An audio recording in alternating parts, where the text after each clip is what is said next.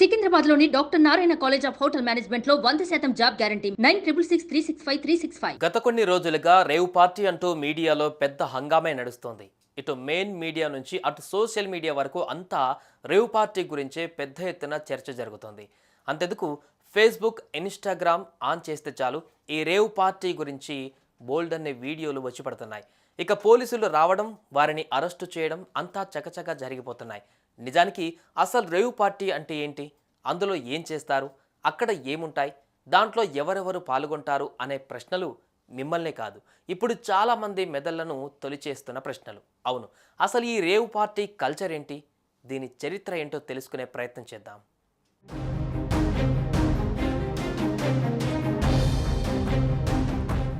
ఇది 1950లో ఇంగ్లాండ్లో పురుడు పోసుకుంది.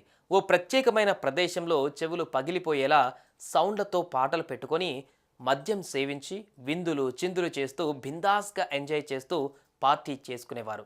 ఇక ఇదే డ్యాన్స్ పార్టీ రోజులు మారే కొద్దీ రేవ్ పార్టీగా పేరు మార్చుకుంది. ఇదే కల్చర్ రాను రాను వివిధ దేశాలకు పాకి ఖండాంతరాలకు విస్తరించింది. ఈ కల్చర్నే లండన్లో రేవ్ పార్టీలుగా పిలుస్తున్నారు. ఇక మన దేశంలో మొదటగా ఈ సంస్కృతి గోవా నుంచి ప్రారంభమైంది.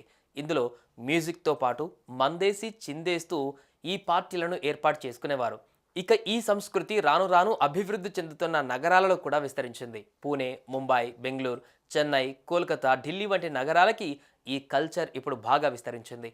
గత కొన్నేళ్లుగా హిమాచల్లోని కులు లోయ, బెంగళూరు, పూణే, ముంబై వంటి నగరాలు ఈ విధమైన రేవ్ పార్టీలకు అడ్డగా ఉండేవి.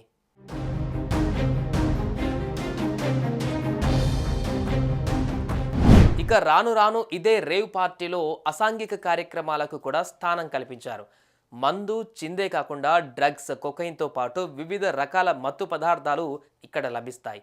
ఇదే కాదండోయ్, అందమైన అమ్మాయిలతో న్యూ డ్యాన్సులు చేయిస్తూ నిర్వాహకులు వచ్చేవారిని ఆకర్షిస్తున్నారు. మరో విషయం ఏంటంటే కాలం మారే కొద్దీ ఇక్కడ లైంగిక కార్యక్రమాలు కూడా నడిపిస్తున్నారు. అలాంటి వారి కోసం ప్రత్యేకమైన గదులు ఏర్పాటు చేయడంతో పాటు సెక్యూరిటీ విషయంలో కూడా చాలా జాగ్రత్తలు తీసుకుంటున్నారు.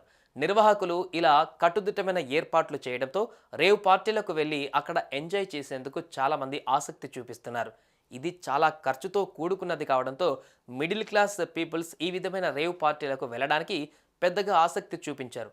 సెలబ్రిటీలు, బాగా పలుకుబడి ఉన్న వ్యక్తులు, సినీ తారలు, రాజకీయ నాయకులు ఈ రేవ్ పార్టీలకు వెళ్ళి ఫుల్గా ఎంజాయ్ చేస్తున్నారు.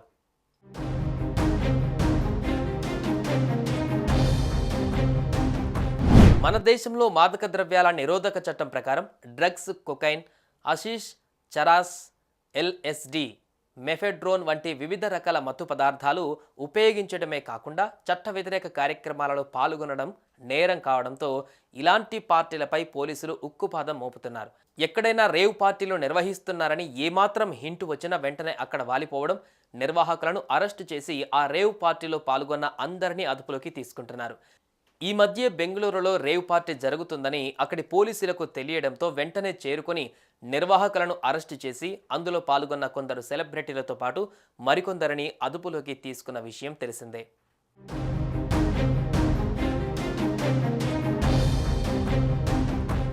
ఇవి అభివృద్ధి చెందుతున్న నగరాలలో తెర వెనక సాగుతున్న గలీజ్ పనులు.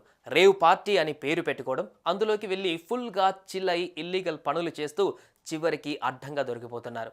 ఇప్పటికీ ఎంతోమంది పట్టుబడ్డారు, పట్టుబడుతూనే ఉన్నారు. మరో దారుణమైన విషయం ఏంటంటే ఇలాంటి చట్ట వ్యతిరేక కార్యక్రమాలలో పాల్గొనడం నేరమని తెలిసినా కూడా ఎంతోమంది సెలబ్రిటీలు, రాజకీయ నాయకులు వెళ్తున్నారు. అసలు ఇలాంటివి సమాజానికి ఏం మెసేజ్ ఇస్తున్నట్లు? ఇలాంటి పాడు పనుల్లో పాలు పంచుకుంటున్న వారికి మీరెలాంటి సూచనలు చేస్తారు? కామెంట్ చేయండి. సుమన్ టీవీలో మీ పర్సనల్ అండ్ బిజినెస్ ప్రమోషన్స్ కోసం కింది నెంబర్కి కాంటాక్ట్ చేయండి.